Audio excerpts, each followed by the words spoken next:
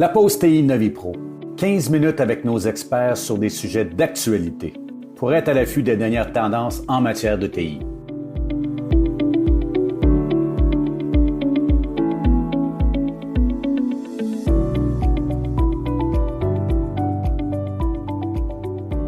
Eh bien, bonjour à tous et à toutes. Bienvenue à cette 27e édition de notre pause TI.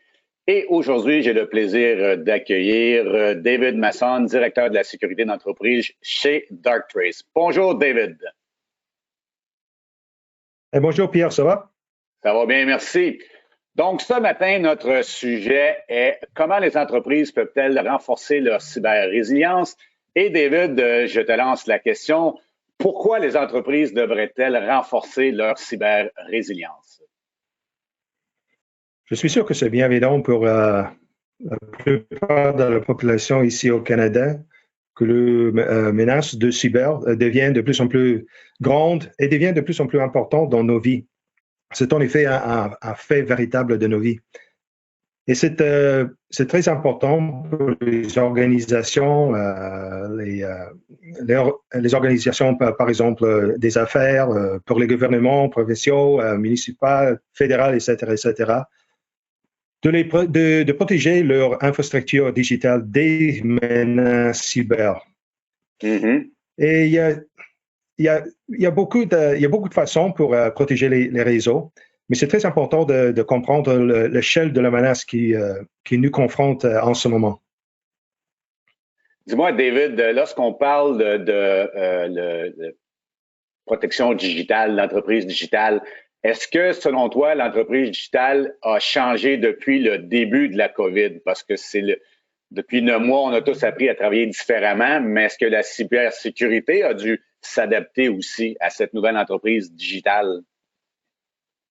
Oui. Avant le COVID-19, la situation était très grave, bien très grave, parce que la menace qui nous confronte avant le COVID-19 était si grande lorsqu'il s'agit de la quantité de la menace, était de plus en plus complexe, de plus en plus sophistiquée, et cette sophistication devient de plus en plus sophistiquée. Et en même temps, la menace bouge à une vitesse des machines. Et c'était très complexe avant le COVID-19. À cette époque-là, c'était devenu pratiquement impossible pour les équipes de sécurité humaines, pour les équipes de sécurité, cybersécurité humaine, de se rendre en phase avec la menace. Mais après le COVID-19, la situation est devenue de plus en plus complexe. Parce que pour un attaquant, si tous les employés d'une organisation restent dans un bureau, il y a une cible pour l'attaque. Mais maintenant, il y a des centaines de cibles pour attaque. Et ça a fait la situation plus facile pour les attaquants, mais plus difficile pour les défenseurs. Mm-hmm. Puis, lorsqu'on parle d'une situation qui est plus difficile pour les défenseurs, lorsqu'on a discuté souvent avec mes collègues de sécurité ici chez NaviPro que maintenant le périmètre est agrandi jusqu'au laptop de l'enfant qui est dans la maison. Donc, oui, toi, au niveau directeur de la cybersécurité, c'est aussi ce que tu dois prévoir. Mais en effet, il s'agit que le périmètre n'existe plus, la frontière n'existe plus. L'infrastructure digitale est si complexe que c'est impossible de faire un mur, de faire des pare-feux entre la menace et ce que vous tentez de protéger. C'est très, très, très complexe. Et en effet, il y a maintenant actuellement une asymétrique entre les attaquants et les défenseurs. Je dois expliquer. Pour les attaquants, c'est de plus en plus facile pour eux d'achever leur désir sur un réseau, sur une infrastructure digitale. Mais en même temps, pour les défenseurs, il y a deux choses qui les confrontent. La sophistication, comme j'ai dit, la quantité et la vitesse des attaques, mais en même temps, la sophistication de l'infrastructure digitale. C'est très, très dur de défendre une infrastructure digitale lorsqu'il y a un réseau au bureau, mais maintenant, il y a des choses dans le cloud Les employés sont pas au bureau, les employés sont partout au Québec. Ils utilisent les produits, par exemple, SaaS dans le nuage. Il y a aussi l'Internet des objets. Et en même temps, il y a aussi, c'est très important de temps en temps de protéger la technologie opérationnelle. Et soudainement, le paysage de menaces pour les défenseurs sont devenus si complexes et si sophistiqués. Voilà pourquoi c'est très dur pour les défenseurs de les protéger. Et c'est une asymétrique. Pour les attaquants, c'est plus facile. Pour les défenseurs, c'est plus difficile. Mais David, on ne peut pas laisser les attaquants juste venir chez nous. Ils doivent, chez Darktrace, d'avoir des moyens ou des technologies qui nous permettent d'être, je vais dire, plus agiles, plus intelligents versus ce qui s'en vient. Oui. Pour nous, la solution se trouve dans l'intelligence artificielle. C'est parce que l'intelligence artificielle accepte la complexité, accepte la vitesse des machines, accepte la quantité de la menace bien plus facile que pour les humains. Comme j'ai déjà dit, c'est impossible pratiquement pour les humains de se rendre en phase avec la vitesse et la sophistication de la menace. Mais c'est bien possible pour l'intelligence artificielle, et en effet, je dis de l'apprentissage automatique non supervisé, de se tient en phase avec la menace. Okay? Pour l'apprentissage automatique des machines. Okay? Parce qu'il accepte la quantité, la sophistication, la vitesse des machines. Okay? C'est OK pour eux. Et ça facilite, ça supporte en effet la visibilité. Okay?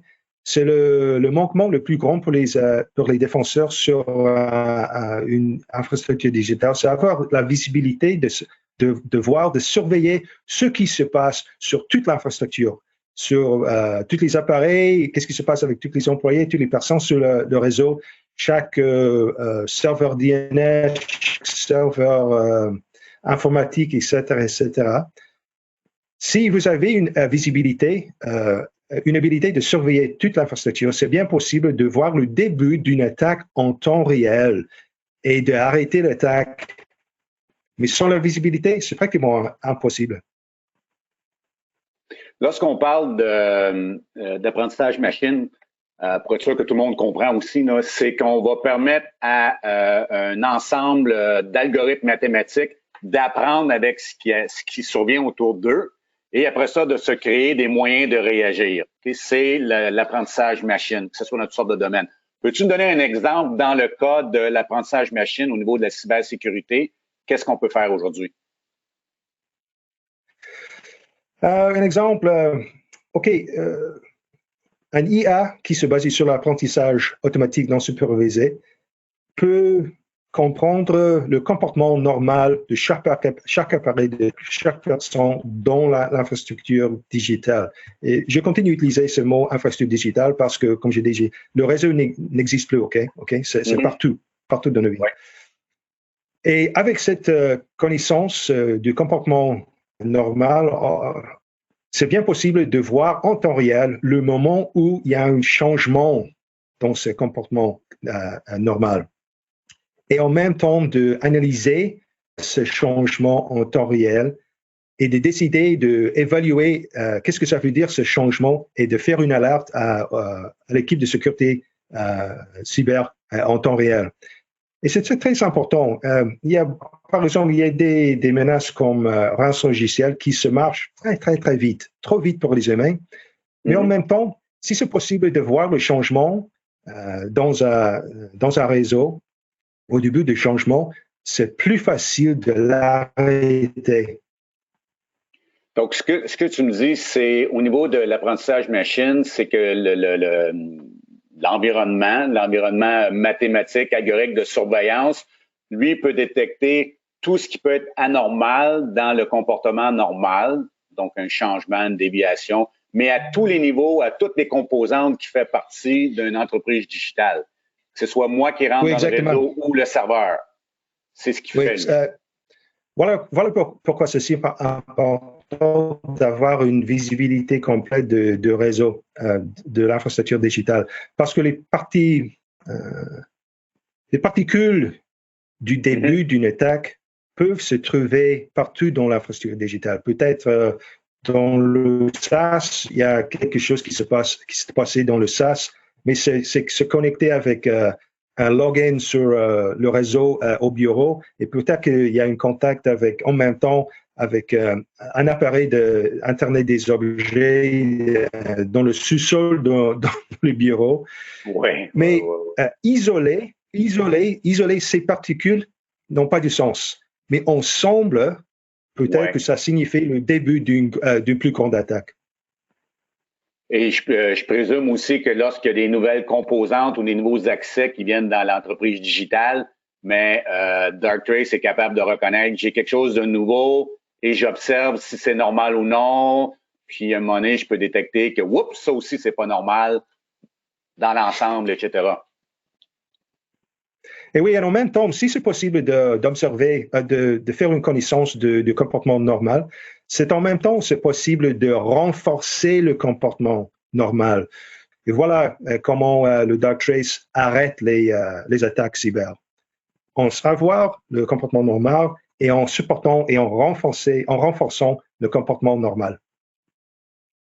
Et je présume qu'avec l'approche de Darktrace, on facilite aussi, comment je pourrais dire, la gestion du réseau au lieu d'avoir une équipe infinie d'experts en chaque silo. Mais quelque chose comme Darktrace peut aider à standardiser les connaissances et amener ça dans une plus petite équipe. Oui, exactement. Lorsque je parle de Darktrace, je parle d'un produit de sécurité pour trouver et d'arrêter les menaces, mais en même temps, c'est bien possible d'utiliser la Darktrace pour gérer, faire une bonne gestion de l'infrastructure digitale, surtout parce que, comme j'ai déjà dit, l'infrastructure digitale est si complexe pour les humains de comprendre, mais c'est facile pour l'intelligence artificielle de comprendre cette complexité sur une infrastructure digitale. Parce qu'on a un défi dans le travail que moi je fais avec mes collègues aussi au niveau de la sécurité, c'est que les entreprises comprennent qu'ils sont très, je dirais pas faibles, mais voués à se faire attaquer. Mais investir dans du personnel qui va être formé, qui ont le bagage, qui ont les outils, c'est très complexe et c'est très dispendieux. Aujourd'hui, une approche intelligence artificielle va régler ces challenges de mise en place chez nos clients. Et en utilisant l'intelligence artificielle, il ne s'agit pas de remplacer les humains. En effet, c'est très important d'augmenter, de supporter les humains. Okay? Les humains vont exister sur les réseaux pour toujours. Mais c'est une tente de donner l'avantage dans les mains des défenseurs. Parce que tout à l'heure, ton exemple était excellent. Tu as un défenseur versus des attaquants. C'est une attaque asymétrique. Autrement dit, il y en a 1000, 2000, 100 000 qui arrivent contre une personne. Cette personne seule ne peut pas tout arrêter. C'est impossible. Comme au hockey. Exactement. Ouais. Notre gardien versus tout le monde, il ne peut pas tout arrêter. Oui, je suis bien d'accord. Merci, David. Ça a été très intéressant, notre conversation. J'aimerais rappeler à nos auditeurs aujourd'hui que nous aurons Darktrace à notre événement annuel de cybersécurité qui sera le 20 et 24 novembre prochain. Et les collègues excusez-moi, je mets mon petit titre à l'écran. Les collègues de David seront Karina Fredette et Sophia Chakri qui feront des ateliers lors de notre cyberconférence les 24 et 25 novembre prochains. Nous vous invitons à nous suivre sur notre hub de contenu et aussi allez à notre hub de contenu et vous allez pouvoir avoir toute l'information sur notre cyberconférence et vous inscrire. Donc encore, David, merci beaucoup pour t'être prêté à cette conversation ce matin. J'ai beaucoup appris et j'espère aussi que nos invités ont beaucoup appris. Et à très bientôt. Au revoir. Vous êtes toujours à l'affût des dernières actualités TI? Accédez à une mine d'informations sur notre zone de contenu en ligne hub.novipro.com.